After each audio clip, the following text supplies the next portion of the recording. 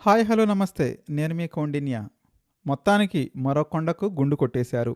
ఋషికొండ కొండకు గుండు కొట్టిన తర్వాత ఇప్పుడు కొత్తగా మరొక కొండకు కూడా గుండు కొట్టడం జరిగింది. ఇంతకీ ఏదా కొండ, ఎవరు గుండు కొట్టారనేది ఈ వీడియోలో తెలుసుకునే ప్రయత్నం చేద్దాం. వీడియోని చివరి వరకు చూడడానికి ప్రయత్నించండి. మర్చిపోకుండా లైక్ చేయండి, షేర్ చేయండి, సబ్స్క్రైబ్ చేయండి. కొండలు ఏం చేస్తాయి? ప్రకృతి అందాలు కదా అని సరిపుచ్చుకునే కాలం కాదిది. కొండలు కూడా కోట్ల రూపాయలు అందిస్తాయి అన్నది ఇప్పుడు అర్థం చేసుకున్న గడుసు రాజకీయ నాయకుల నీతి. కో అంటే కొండలు, కో అంటే కోట్లు అంటున్నారిప్పుడు. కోట్లు పలుకుతాయని నిరూపిస్తున్నారు కొందరు. కూటమి పార్టీల నేతలు. అధికారుల నిర్లక్ష్యం, ఉదాసీనం కారణంగా అనకాపల్లి జిల్లాలో వరుసగా కొండలన్నీ పిండి పిండి అవుతున్నాయి.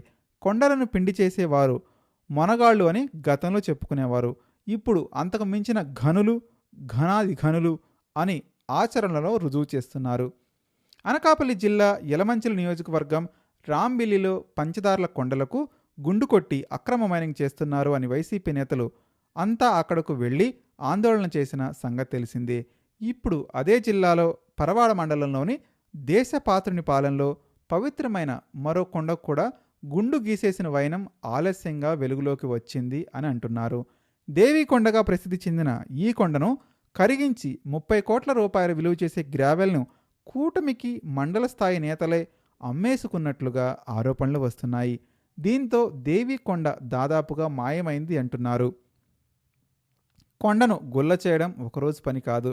అలా రోజులు తరబడి పని కానిచ్చేస్తున్నా కూడా అధికారులు కిమ్మనకుండా చూస్తూ ఊరుకున్నారా, లేక వారికి విషయం తెలియకపోవడం లోపమా అని స్థానిక ప్రజా సంస్థలు, సంఘాలు, మేధావులు ప్రశ్నిస్తున్నారు. ఇలా కొండల మీద పడి పవిత్ర క్షేత్రాలను తొలిచేస్తుంటే కాపాడాల్సిన అధికార యంత్రాంగం చోద్యం చూస్తుందా అన్న ప్రశ్నలు వెల్లువెత్తుతున్నాయి. దాదాపుగా 3 లక్షల క్యూబిక్ మీటర్లకు పైగా దేవీకొండ మీద అక్రమ తవ్వకాలు జరిగాయని ఆరోపణలు ఉన్న నేపథ్యంలో వీటి మీద సమగ్ర విచారణ జరిపించాలని విపక్షాలు గట్టిగా డిమాండ్ చేస్తున్నాయి. మీరు కూడా మీ అభిప్రాయాన్ని కామెంట్ రూపంలో తెలియజేయండి. నిజంగానే ఇలా కొండలకు గుండు కొట్టడం అనే ప్రక్రియ మంచిదేనా కాదా? మర్చిపోకుండా కామెంట్ చేయడానికి ప్రయత్నించండి.